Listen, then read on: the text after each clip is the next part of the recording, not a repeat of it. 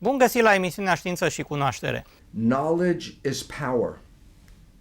What does that mean? I said, well, if you don't have knowledge, you don't have any power.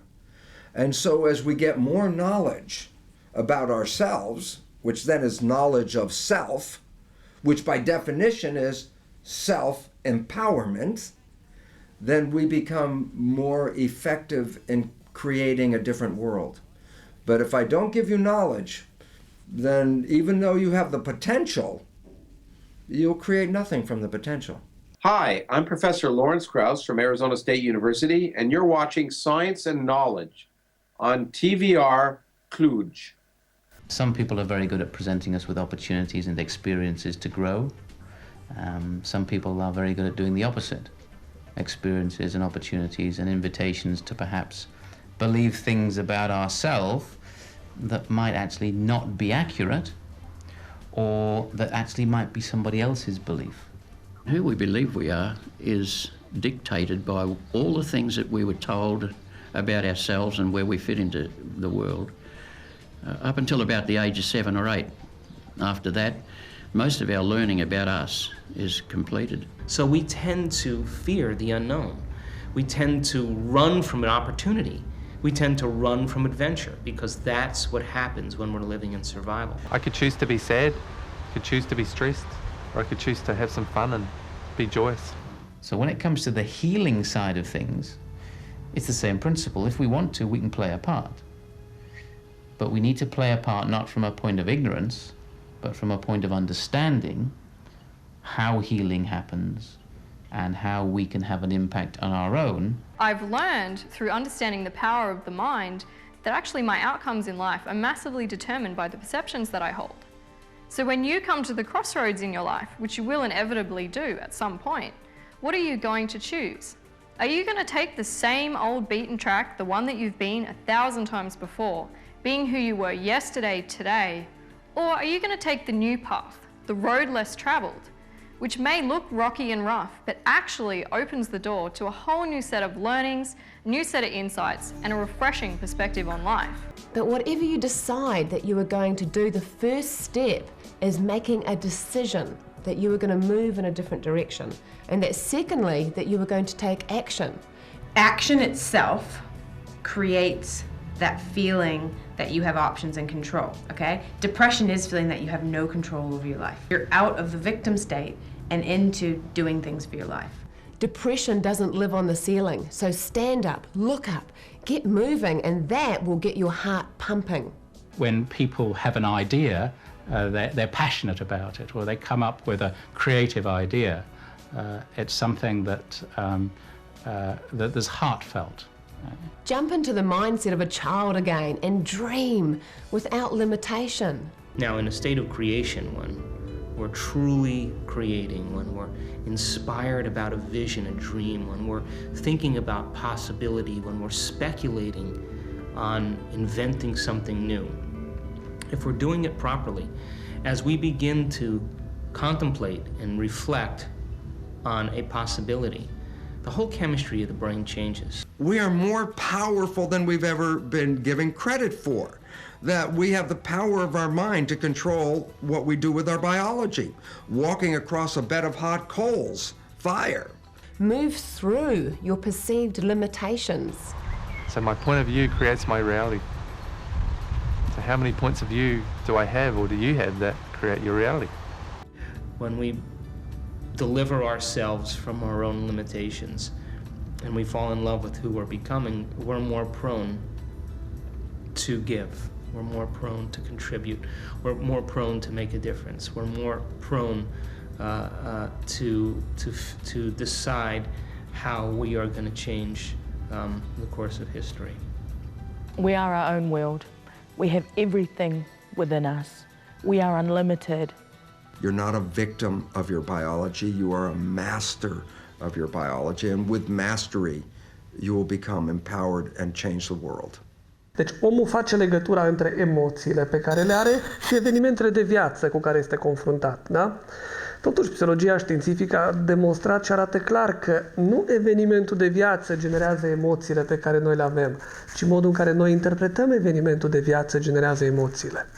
Altfel spus, corect ar fi să spui, nu că sunt trist fiindcă mi-a murit cineva apropiat, ci sunt trist fiindcă eu interpretez într-un anumit fel faptul că mi-a murit cineva apropiat. Nu sunt furios fiindcă nu mă ascultă copiii. Sunt furios fiindcă interpretez într-un anumit fel faptul că nu mă ascultă copiii.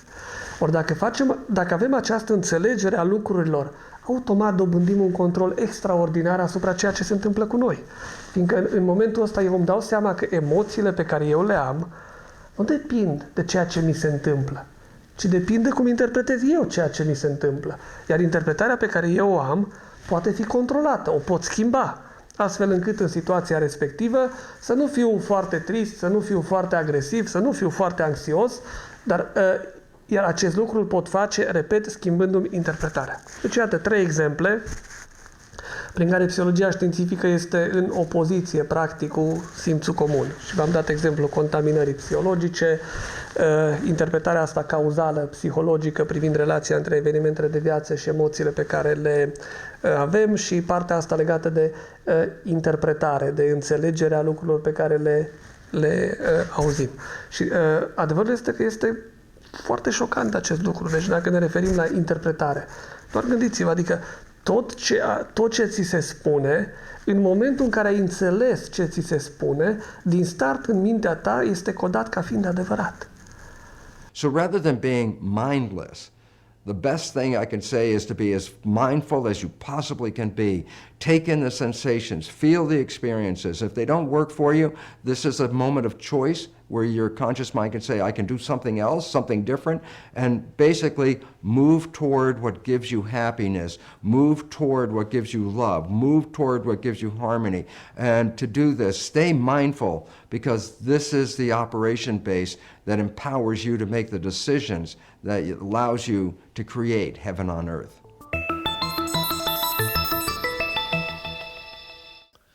Well, I don't know how willing medicine, conventional medicine, is to admit a disease is incurable, but I think we all have our own views on that.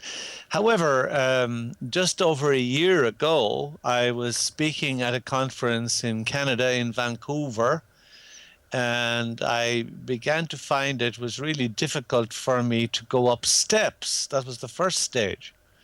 And I thought it was just some passing thing, but of course, as time went by, it got worse. So by the time I got to March of last year, 2011, March and April, I could walk maybe about 10 feet. That's 2 meters approximately. I couldn't open a jar or a bottle with my hands. My hands were extremely weak. I could not write. I couldn't type. I had to use, I don't know if you know what a pliers is, a mechanical device, a vice grip. I had to use the pliers to turn on the ignition of my car because I couldn't turn the key. I couldn't turn the key in the lock of my door. So by the end of that, I was very, very reduced in ability to do anything. So I had, of course, an extensive array of treatments by very, very kind chiropractors who thought the problem was in my back or my spine or my brain. And then I went to hospital. I had 9 MRIs, magnetic resonance indicators, and they found nothing. So eventually I was diagnosed with a peripheral nerve test that the nerves in my arms and legs were losing their insulating covers, like an electric wire is losing its cover insulating it. So the signals... So the wires are touching each other. The wires are touching each other and nothing is happening. You know, you decide to do this and nothing is happening. So that it's an extremely rare disease, apparently. But anyway, you know, there basically isn't any conventional cure. I mean, I had enormous, I can't pay enough tribute to the care I received from the medical people, but basically there isn't really any cure because, number one, I suppose the disease is so rare, it's not worthwhile putting the investment and the money and time into inventing a cure for something that happens only once in a blue moon. So I was told, I could have a treatment which would involve a very exotic array of chemicals costing about $2,000 per shot, and which would be injected into me with a blood transfusion about every week to start, then every couple of weeks, then every month, and it would involve a hospital stay each time. So one treatment would cost about $7,000 per session. So you can work that out. So anyway, apart from that, I did not really feel that I would like to be a guinea pig. So I decided, no, I'm going to do this another way. Now, from all the stuff that, of course, I'd been studying for many years in terms of the physics of the human body and in terms of the role of the mind and in terms, of course, of our basic understanding of reality, which is not in accordance with what I parodied in the hamburger universe idea, that we're here in the middle, that the realm of the spiritual is above and the realm of the underworld for hell and limbo and all those places is beneath, that this is not the kind of world we're living in. Well, by the time the doctors had given me the diagnosis, I was already well on the way to recovery. So I didn't have any catastrophic reaction to their diagnosis. Now, 20 years ago, to be precise, in January of 1992, I suffered a similar problem. It has no connection to the problem I had now. Yes. But it's similar in its result. What I had that time was a disease called transverse myelitis, which there is also myelitis, M-Y-L-E-I-T-I-S. The myelitis are the coverings, the insulation of those wires that the nerves are. And that was in the spine. So even though the effects of this disease I had this year were very similar to the effects of the disease I had 20 years ago, they're biologically not connected at all.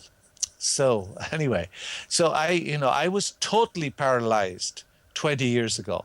I couldn't even lift a spoon. I was in hospital. I was wired up. I couldn't even attend to the most basic needs. Everything had to be done for me. And there's one poignant stage, if I may take a moment on that, Cristian. After about a month in hospital, having had everything possible done for me, I was in a very small room.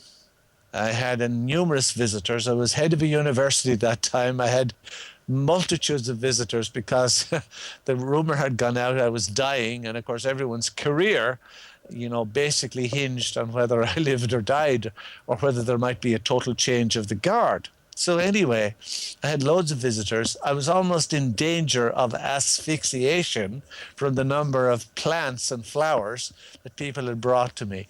But anyway, I noticed that the nurses and doctors didn't come in between about 2 and 5 in the afternoon each day. So after about a month here in hospital, I decided the one thing I really wanted to do was to go to my little bathroom 3 feet away, 1 meter away, and brush my own teeth for myself. So at 2 o'clock on this particular day, I know this is an anecdotal thing, but I think it brings out the point.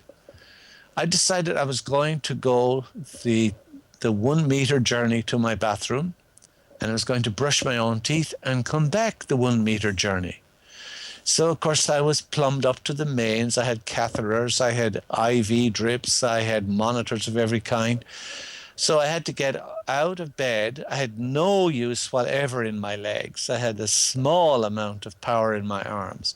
Get myself out of bed with my arms alone, get onto the floor, and move the assembly of all these tubes that were in my system across the floor, and then pull myself across the floor with my hands. And there was a little 3-legged stool in the bathroom, and it was like climbing Mount Everest to get onto this stool. And of course, when I did manage to sit on the stool, I couldn't sit upright, so I was falling against the sink. But I'm basically making a very long story very short.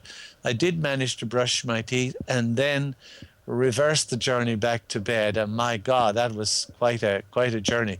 Anyway, to make a long story short, as I say, the journey from the bathroom, 1 meter away, to brush my teeth and back took me about 3.5 hours. So, I mean, I was no stranger to paralysis.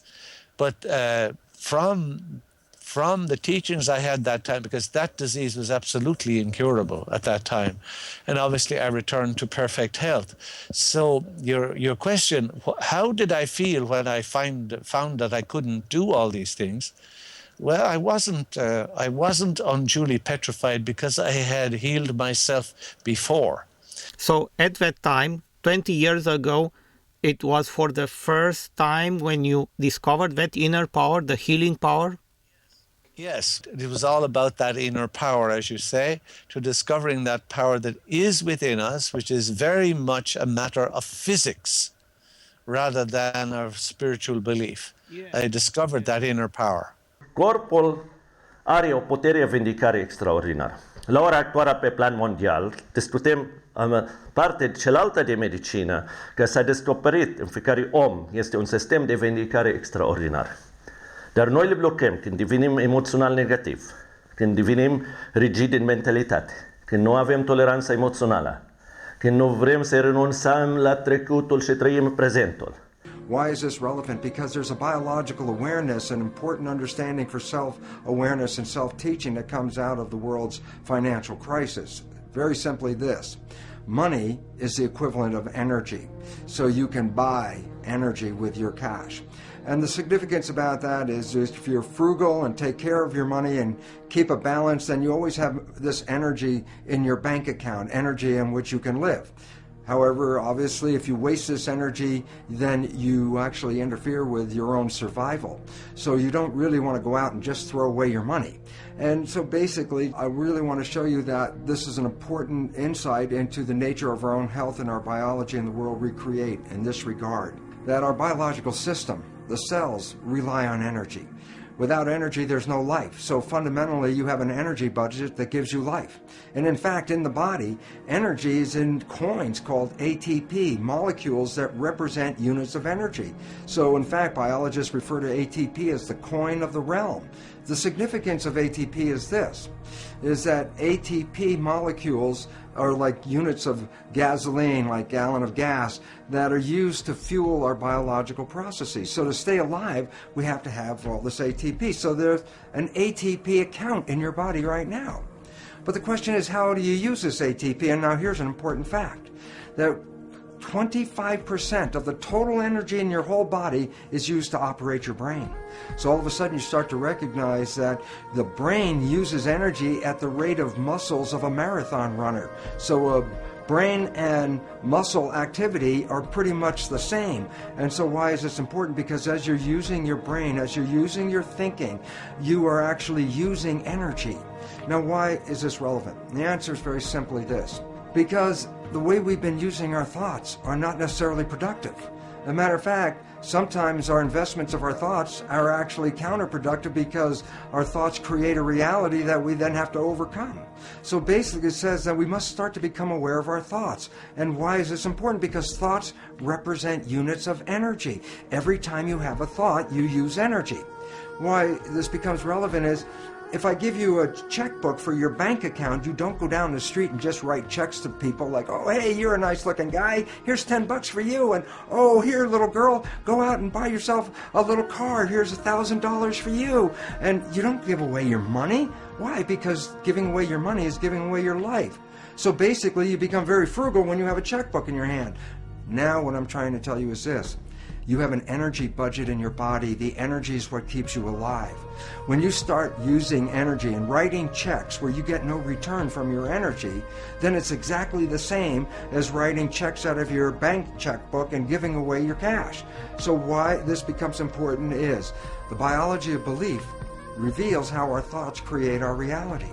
And if you start investing in thoughts that are counterproductive. Thoughts like fear, or what am I going to do, and how am I going to escape this problem, or how's this going to go wrong, and all these other kinds of thoughts that are negative kinds of thoughts, then realize this: you are actually not just using your energy for having these thoughts, but these thoughts are also what come into your reality. What you focus on with your thoughts, your brain will manifest as reality. A wonderful quote from Bhagavan Das, I really love this one. He says, worry is a form of praying for what you don't want. Think about that. When you worry, you keep on your mind objects that get you nervous and scare you, and the more you keep them in your mind, the more the mind converts that into reality. So, what's the message for this month? It's to become energetically frugal with your money in your body, and that is this: your thoughts use energy. Your interactions with life use energy. So if you want to survive, then realize one simple fact, and that is this: everything you do in your life, you put out energy for. Therefore, start to review what you're doing in your life. Because if you're putting your energy into things you cannot change in this world, that is exactly the same as writing a check and just throwing away your money to the outside because you get nothing back from it.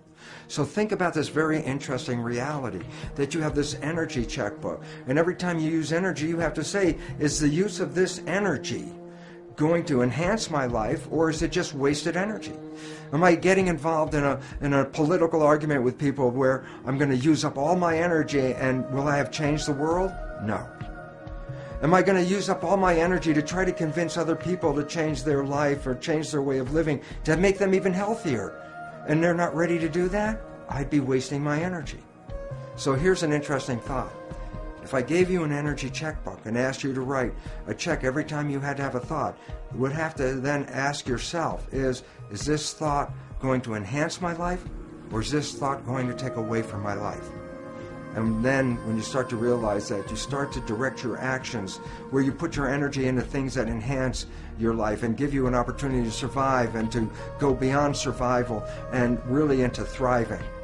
So the point is this: we are facing some rough times. The more thoughts you put into the negative aspect, the more thoughts you put into the fear, not only are you just wasting your energy, but as in the biology belief, these negative thoughts, these negative stresses actually impair your immune system and bring on disease itself. So, for this month, think about it this way. You're living on a budget, and that budget is actually what represents our life. And if you're going to use your budget wisely, put your thoughts, put your energy, put your money behind those things that enhance your personal life and enhance the community that you live in and support the evolution that we're going into, rather than wasting your energy fighting the old system that's falling apart. This is your opportunity to get out of that system and build something more sustainable, something we could all live on, something that we can all thrive on. Using the positive results of this controlling mind, one can start perform any activity with highest success, including business, sports, or academic. People have followed rarely these attitudes and follow one or few, not all of them, of these orders of the attitude, and then they experiencing the failures to achieve the target or their goals. So they do not follow and practicing a denial attitude in their sense. Also, there are no experimental evidences documented by the practitioners who have achieved success by following these attitudes. The physiological changes can occur if one practices these attitudes sincerely. The attitudes make the body or prepare the body to adopt a new physiology or awaken a hidden physiology which will enhance health. One should experience the physiological changes by themselves through daily practicing the attitudes.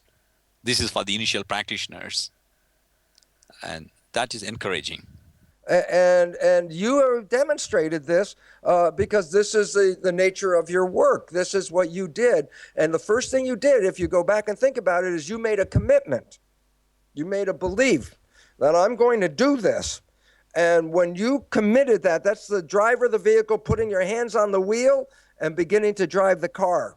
And this is what people have to learn, because most of them are like in the back seat of the car, thinking the car is driving itself. But they have to learn, no, they're the driver of the car. You were a pioneer. You were back there changing your life without that technology. And it's, as you said, it was harder to change it back then. But it's very important that we have to recognize that there are newer ways to do this as well, and faster, because we're running out of time to change. We have to change very quickly to keep the planet alive. And your work was very critical, because you have to have pioneers show the way. If you don't demonstrate the way, nobody will see it. And so your work was very important to showing, look what I can do with my life. Look, I have control over my life. And that's what people need to learn. So you become a teacher by demonstrating the power that you have. And that's why you play a very important role, not just in Romania, but around the world, Christian, because your work is showing the power of individuals that they have over their lives. And as I said, most people think they're victims, but you're teaching us a different way. Cât de mare e capacitatea minții noastre? Ce este conștiința? Până unde se întinde? Ce capacități are? Că dacă este în stare să comande o schimbare de morfologie în structura unui metal la o lingură și să o îndoaie, da? Ori foarte tare nu ne mirăm dacă ne uităm la experimentul conștiinței globale. Nu? Că și acolo mintea unor oameni care nu se focusează să facă o modificare a unui șir de numere aleatoare, nici nu știu că există. Ei nu sunt conștienți că experimentul funcționează și produc o modificare, cu atât mai mult pentru cineva care se aduce într-o stare capabilă de a... Nu? Mai țin minte că l-am întrebat, de exemplu, nu vorbesc de alții, dar vorbesc de Cristian Gog. L-am întrebat, cum faci? Și a zis, Cristi, ce pot să spun este că îmi comand că pot. Îmi imaginez că ceea ce urmează să fac, pot să fac și am făcut. Mulți oameni, în contextul acestui comportament, își imaginează că, spunem, asemenea unui șofer, zice, el ar trebui și este în mod real cel care își conduce mașina, dar mulți realizează următoarea atitudine și anume se așează pe scaunul din spate și își imaginează că mașina se conduce singură, ca și când ar fi pe pilot automat. Dar aceea este viața mea și atunci viața mea se înrăutățește. Da, într-adevăr, deci funcționarea inconștientă a minții umane uneori are și consecințe negative, așa este. Și tocmai de aceea, în astfel de situații, trebuie să fii capabil să traduci elementele inconștiente la nivel conștient, astfel încât să le poți controla. Este o strategie pe care o poți folosi, o poți utiliza. Dar eu spun că un alt lucru și mai important legat de inconștientul nostru este să ai grijă ce lași să intre în inconștientul respectiv. Și asta ține foarte mult de educație. Uite, spre exemplu, eu am spus mereu că oamenii sunt foarte atenți la contaminarea fizică din jur, cu raze ultraviolete, cu pesticide, cu alte substanțe chimice. Și am învățat, ni s-a spus, atenție, trebuie să te ferești de ele, că îți fac rău, îți afectează componenta biologică, trebuie să te ferești de astfel de contaminări fizice.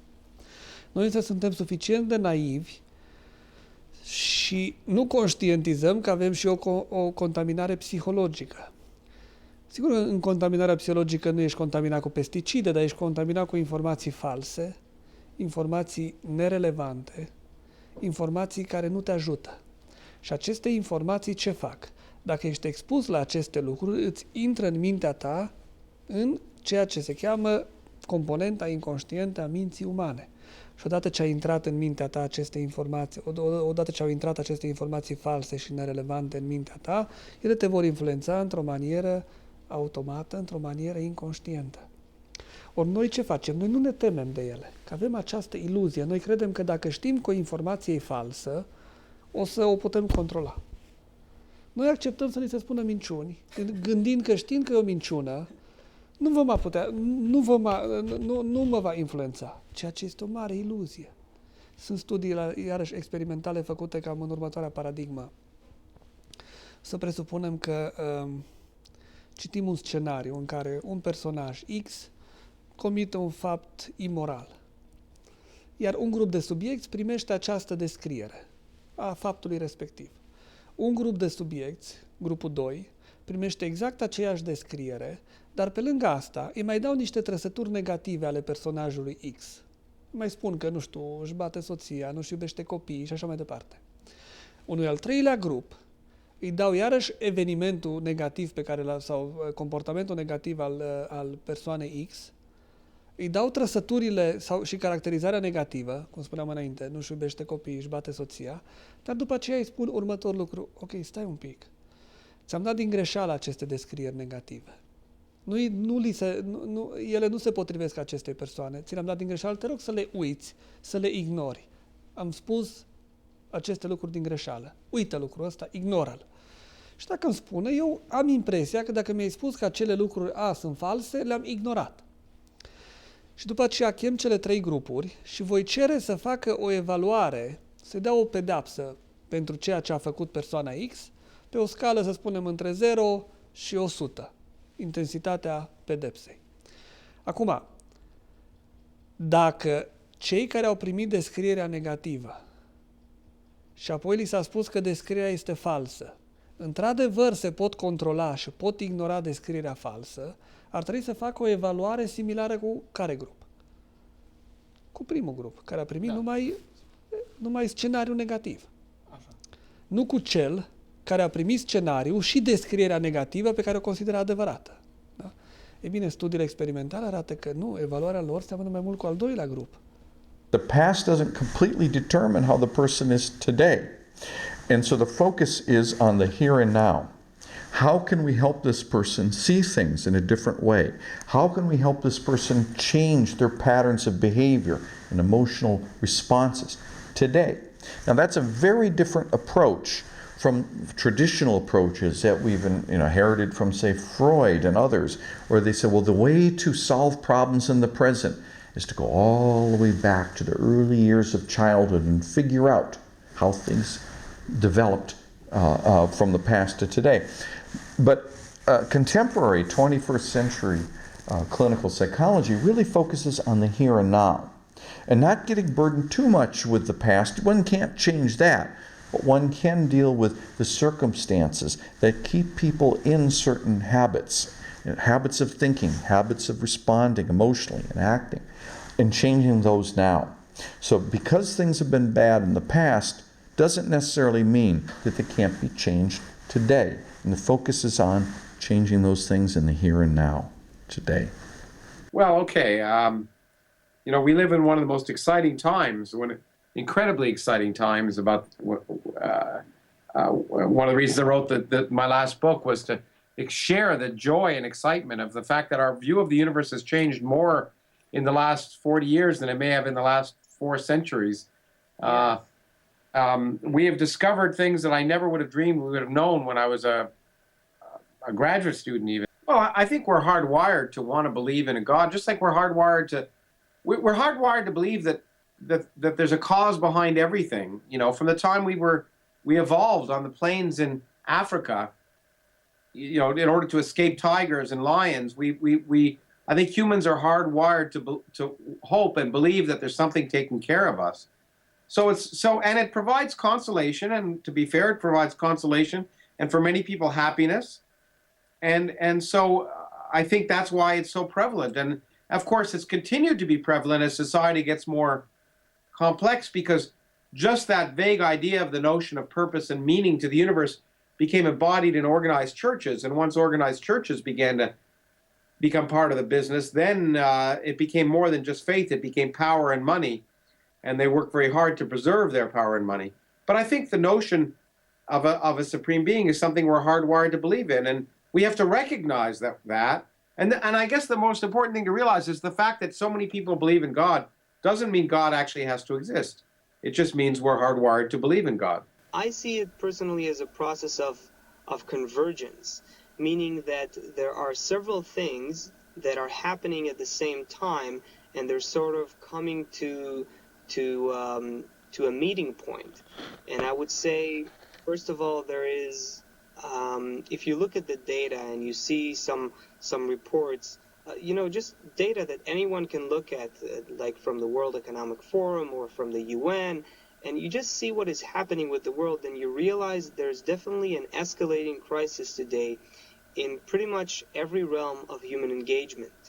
One of the reports that is described in the film in Crossroads is the World Economic Forum's Global Risks Report, where there's this risks interconnection map that is being shown, and this clearly shows how societal risks and economic risks and technological risks and environmental risks and so on, these are all interrelated issues. So what is happening is that both these crises are escalating in many different levels. On the other hand, all of these levels are connected. You can't really separate between the natural system and the economy, which is how we use the natural system in many ways, and our social values and what happens in society and social problems and social gaps and so on, and our psychology and our emotions and our actions, and therefore, our behavior and all our systems. So you have a crisis happening in many levels. All these levels are interconnected, and essentially this renders our systems unstable. And yet, what I also saw is that at the same time, where this sort of convergence of many different crises is happening, and they're all interrelated and interdependent. Și când se strică un echilibru, efortul sistemului este de a se reechilibra, căutând alte resurse de echilibru. Deci astăzi, în reabilitare, suntem mult mai mult preocupați de cum să restabilim echilibrele într-o rețea complexă, decât ce se întâmplă în puncticelul ăla unde s-a produs leziunea. Well, look, science describes everything, affects everything about that we do every day, from the moment we wake up and even while we're asleep. The world is permeated through and through by science.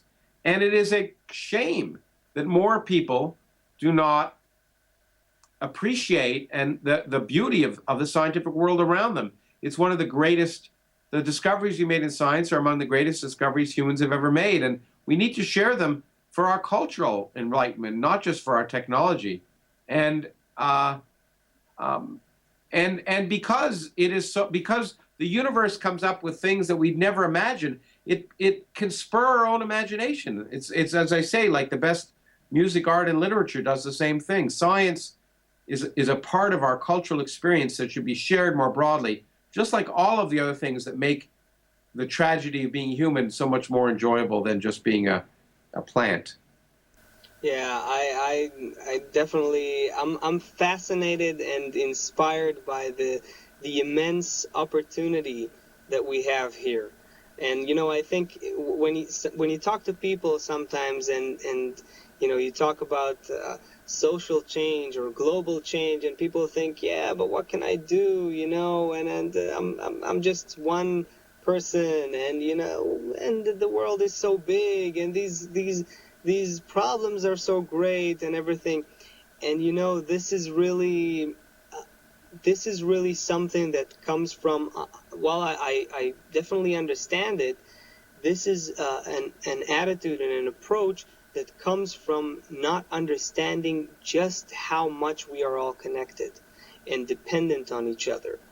And again, as James Fowler says there in the end of the film, if you realize that everything you think, do, and feel, and how you behave, and what you say, and how what you tell others, and even what you do on Facebook, if you or anywhere else you are, if you realize that you're connected to not just and you're influencing not just your own thoughts and feelings and behaviors and emotions, but just by the fact of changing your own worldview, you're already changing other people, and you don't even know how far that spreads, because these things have a conscious effect and a subconscious effect, because we are, as we said before, we are like networks of humans. We are never individual humans. Einstein used to walk out of his house at Princeton and go up the street, and all of a sudden his wife would come running up the street behind him going, "Albert, Albert," and her arms were full. Do you know what her arms were full of? Pants, socks, and a shirt and shoes, because Albert Einstein had walked out of the house in his pajamas and his bedroom slippers. He'd forgotten to put on his clothes. And do you know why Einstein forgot to put on his clothes? Because his mind was absorbed in one of the biggest puzzles that a mind can possibly take on. God's own language of the universe, he called it. The underlying geometry of the cosmos. The language in which the force of creation, whatever that is itself, had spoken in producing this cosmos. So Buckminster Fuller came up with one geometric solution. Albert Einstein was coming up with other geometric solutions. One of the most remarkable things is a question, and that is, geometry was born in about 600 BC in Greece with Pythagoras, who borrowed a lot of its elements from a trip he had taken to Egypt. In fact, he'd spent many years in Egypt, half his life in Egypt. And the idea of geometry is 2,600 years old. Now, the question is, do we sense that there is an underlying geometry to the universe because there is an underlying geometry to the universe? Or do we sense that there is an underlying geometry to the universe because for 2,600 years we've been stuck with just this one underlying tool of thought? For me as a cosmologist, my perspective is that there's this small little ball in space, our Earth. There's 7 billion of us living on there. And in this vast universe, we've learned that life is very rare, and we're very fortunate to be on such a habitable, life-friendly planet. And we've also learned that we have these fantastic technologies that can do wonderful things for us, and technologies which can destroy us. So I feel that as a species, life has reached the fork in the road where we have to really make a choice. Either we will take the paths of death and destruction, and because for the first time in the history of our universe, there's a species that actually has the technology to destroy itself. Or we can get our act together and build something truly remarkable and wonderful together, and maybe in the future, in the distant future, life can spread from our planet out into our universe. Maybe one day our entire universe can come alive. And I think, as we talked about in the first program, we are not at all insignificant, because we might be the only planet in our universe which has this technology. And we are also not insignificant, even though our lives are short. You know, if we eat our vitamins and exercise, maybe we can live for 100 years, but our universe is 14 billion years. It might feel short, but this period right now in our lifetime might be when the big fork in the road happens, when we have to decide whether we can get more organized as a species and focus on what's really important, or whether we self-destruct. So I think, again, for the viewers out here, especially children and teenagers who are thinking about what to do with their careers, you should feel very empowered and realize that what you do here on this planet in your lifetime, what you choose to study, how you choose to change society, can change not just the course of life in Cluj or in Transylvania, or on Earth, but for our entire observable universe. It's amazing. And so I think the more we appreciate this perspective, I think the better our chances that the future of our universe will be a worthy one. That's one of the jobs of consciousness. And to do it, we have to see what's right under our nose, which means following the first two rules of science, one of which you alluded to at the very beginning of this program. It's one of the ways that you got better. The first rule of science is the truth at any price, including the price of your life. And that lesson helped make you whole when you were suffering from migraines every day of the week. And the second rule of science is look at things right under your nose as if you have never seen them before, and then proceed from there. Look at things that you and everybody around you take for granted, like that astonishing dance you do when walking down a crowded sidewalk, as if you have never seen them before, and then proceed from there and look for the things that you and everyone around you take for granted. Then see them with wonder, because even finding them, even seeing them, is one of the most difficult tasks in the world, and those are the obligations of science. Believing that reality is grander and bigger than we thought and different from how we thought, to me, makes me more humble. And I think us humans having more humility is a very good thing.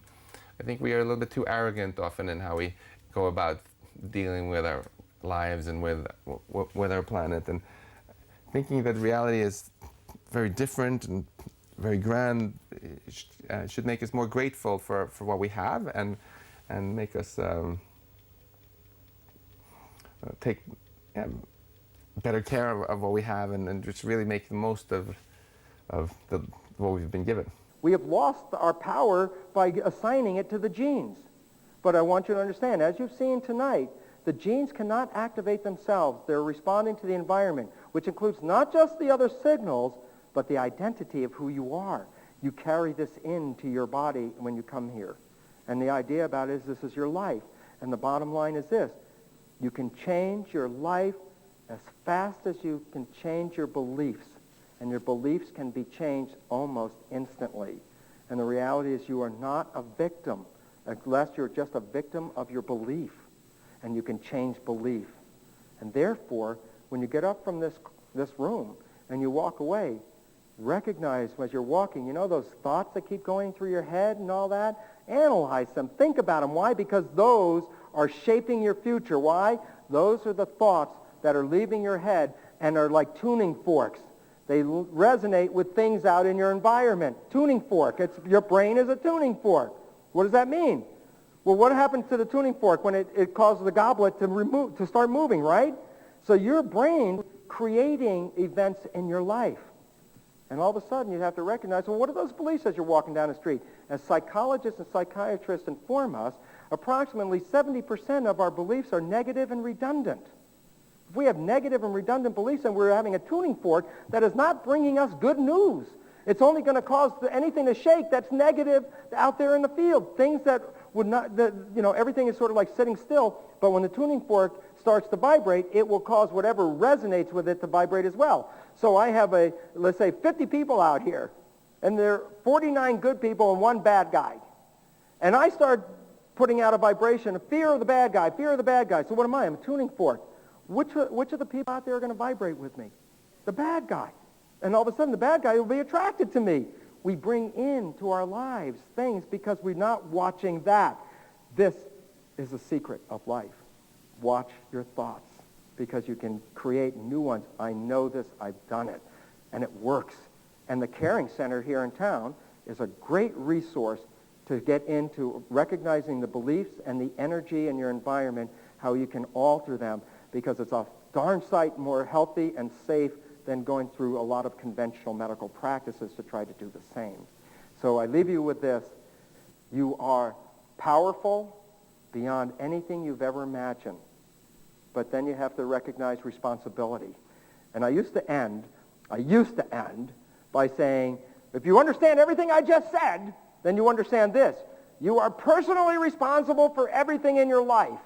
Well, I used to end that way, and people got so mad at me all the time that I thought, this is not a good ending at all. And in fact, what happened was some woman got so upset she brought her husband in because she could not fathom the idea that she was involved in the unfoldment of her life.